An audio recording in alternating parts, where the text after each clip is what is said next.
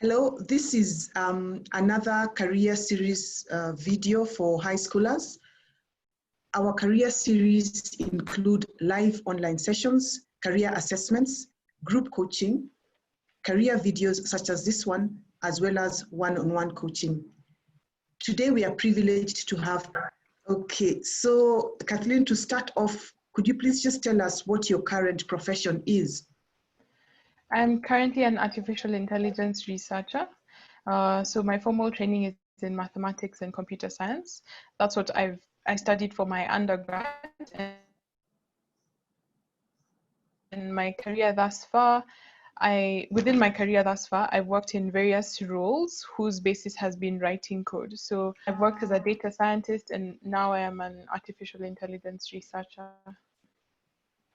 And how did you decide to become an artificial intelligence researcher?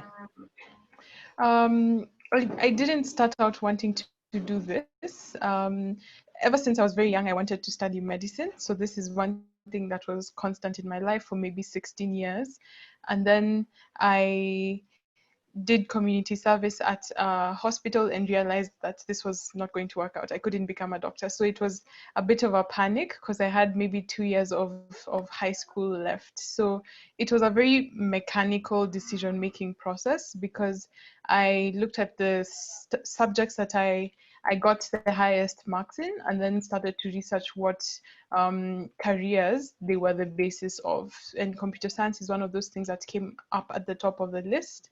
I did some exploration of some short coding courses online, and I decided, okay, yeah, this is something that I can try out. All right, so what subjects did you choose in high school, and how did you decide on those subjects? So the subjects that I chose in high school, my high school had a bunch of choices. I selected French over business studies because I enjoy languages. I selected physics over home science and computers. That was purely because physics is what I got the highest marks in when it came to all three. I selected history over geography. The choice between those two really just came down to the fact that I enjoyed my history teacher's company and I thought she was a great teacher.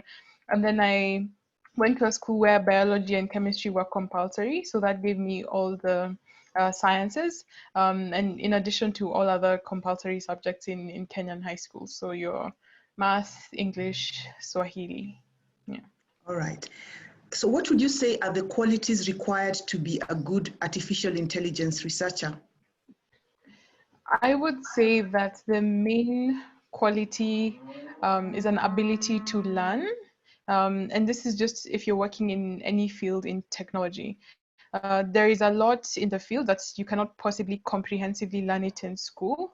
Plus, it's a field where a lot of advancements happen within a very short period of time. So you need to be intentional about continuing to learn, identifying content online that can better your skill, setting aside time, whether it's weekly or monthly, to continue doing little coding projects, or dedicating some time to watch series of lectures on topics and technologies that you're interested in, to always stay up to date and current with what the state of the art is. Thank you. What, if anything, has surprised you about your career? What has surprised me in terms of tech careers is just the amount of varied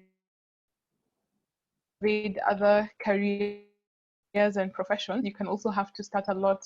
You can also start to have a lot of multi options from the offsets. A lot of variety in paths that you can choose. You can also start to have a lot of data journalists, which is something I've seen some of my data science colleagues venture into, or computational linguistics, which I'm fascinated by. So I'll say that whole variation and different paths that you can choose is something that really surprised me about the field once I finally got into it. Okay, so finally, Kathleen, if you were advising a teenager who is interested in artificial intelligence research, what would you tell them?